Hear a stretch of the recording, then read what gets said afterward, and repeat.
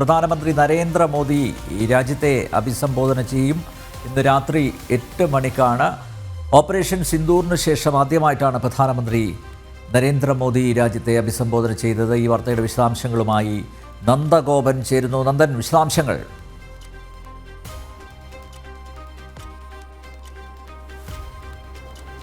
അലനമ്പേർ രാത്രി 8 മണിക്കാണ് പ്രധാനമന്ത്രി നരേന്ദ്രമോദി രാജ്യത്തെ 140 കോടി ജനങ്ങളെയും അഭിസംബോധന ചെയ്യുന്നത്. പ്രത്യേകിച്ച് ഓപ്പറേഷൻ സിന്ദൂറിന് ശേഷം ഇതാദ്യമായാണ് പ്രധാനമന്ത്രി ജനങ്ങൾക്ക് മുന്നിൽ എന്താണ് നടന്നത് എന്ന് സംബന്ധിച്ചിട്ടുള്ള വ്യക്തത വരുത്തുവാൻ വേണ്ടി പ്രധാനമന്ത്രി നരേന്ദ്രമോദി തന്നെ നേരിട്ട് ജനങ്ങൾക്ക് മുന്നിലേക്ക് എത്തുന്നത്.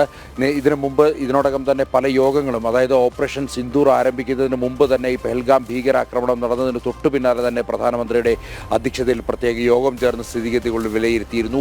അന്ന് തുടങ്ങി നിരന്തരമുള്ള യോഗങ്ങളായിരുന്നു. ചീഫ് ഓഫ് ഡിഫൻസ് സ്റ്റാഫും അതേപോലെ തന്നെ നാഷണൽ സെക്യൂരിറ്റി അഡ്വൈസർ അജിത് ഡോവലും അതേപോലെ തന്നെ 3 കരനാവിക വ്യോമസേനാ മേധാവിമാരും ചേർന്നുള്ള യോഗങ്ങൾ. ഇതിനിടയിൽ മുൻ സൈനിക മേധാവിമാരെയും പ്രധാനമന്ത്രി നേരിൽ കണ്ട് സ്ഥിതിഗതികൾ വിലയിരുത്തിയിരുന്നു. ഒപ്പം തന്നെ കേന്ദ്ര ആഭ്യന്തര മന്ത്രാലയവും പ്രതിരോധ മന്ത്രാലയവും ഒക്കെ തന്നെ ചേർന്ന് കൃത്യമായ ചർച്ചകളായിരുന്നു പ്രധാനമന്ത്രിയുടെ ഓഫീസ് കേന്ദ്രീകരിച്ചുകൊണ്ട് നടന്നിരുന്നത്. മാത്രമല്ല, ഇത് സംബന്ധിച്ചിട്ടുള്ള നിരവധി ചോദ്യങ്ങൾ ഇതിനോടകം തന്നെ ഉയർന്നിരുന്നു. പ്രത്യേകിച്ച് മൂന്നാമതൊരു രാഷ്ട്രത്തിൻ്റെ പിന്തുണയോടുകൂടി അല്ലെങ്കിൽ സഹായത്തോടു കൂടിയാണോ ഈ പാകിസ്ഥാനുമായുള്ള വെടിനിർത്തുവാൻ വേണ്ടി ഭാരതം തീരുമാനിച്ചത് എന്നതടക്കമുള്ള നിരവധി ചോദ്യങ്ങളുണ്ട്. ഇതിനടക്കം ഒരുപക്ഷെ പ്രധാനമന്ത്രി ഇന്നത്തെ ഈ അഭിസംബോധനയിൽ ഈ വ്യക്തമായ മറുപടി നൽകുവാനുള്ള സാധ്യതകളുണ്ട്. ഒപ്പം തന്നെ രാഷ്ട്രീയ ആരോപണങ്ങൾ ഇത് സംബന്ധിച്ചിട്ടുള്ള നിരവധി ഉയർന്നിരുന്നു.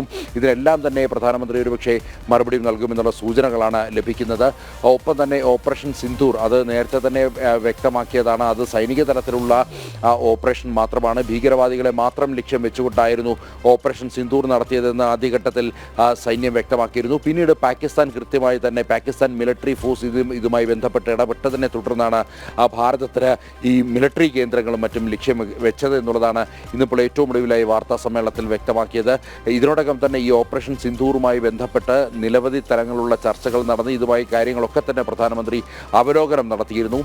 തീർച്ചയായിട്ടും ഈ ഓപ്പറേഷൻ സിന്ദൂറുമായി ബന്ധപ്പെട്ടപ്പോൾ ഒരു വെടിനിർത്തൽ ഉണ്ടായിരിക്കുന്നത് അത് 2 മിലിറ്ററി ജനറൽമാരും തമ്മിലാണ്. 2 GDMOമാരും തമ്മിലുള്ള അത്തരമൊരു വാക്കാലുള്ള ധാരണ മാത്രമാണ് ഇപ്പോൾ ഉണ്ടായിരിക്കുന്നത്. അതിനപ്പുറത്തേക്ക് രാഷ്ട്രീയപരമായി അത്തരമൊരു തീരുമാനം ഉണ്ടായിട്ടില്ല. ഇനിയിപ്പോൾ പ്രധാനമന്ത്രിയുടെ വാക്കുകളിൽ എങ്ങനെയാണ് പാകിസ്ഥാന് നേരെയുള്ള പ്രതിരോധം ഉയർത്തുന്നത് എന്നുള്ളത് രാത്രി 8 മണിയോടുകൂടി വ്യക്തമാകും. പ്രധാനമന്ത്രി നരേന്ദ്രമോദി ഇന്ന് രാത്രി 8 മണിക്ക് രാജ്യത്തെ അഭിസംബോധന ചെയ്യും. ഓപ്പറേഷൻ സിന്ദൂറിന് ശേഷമുള്ള പ്രധാനമന്ത്രിയുടെ ആദ്യ അഭിസംബോധനയാണ്.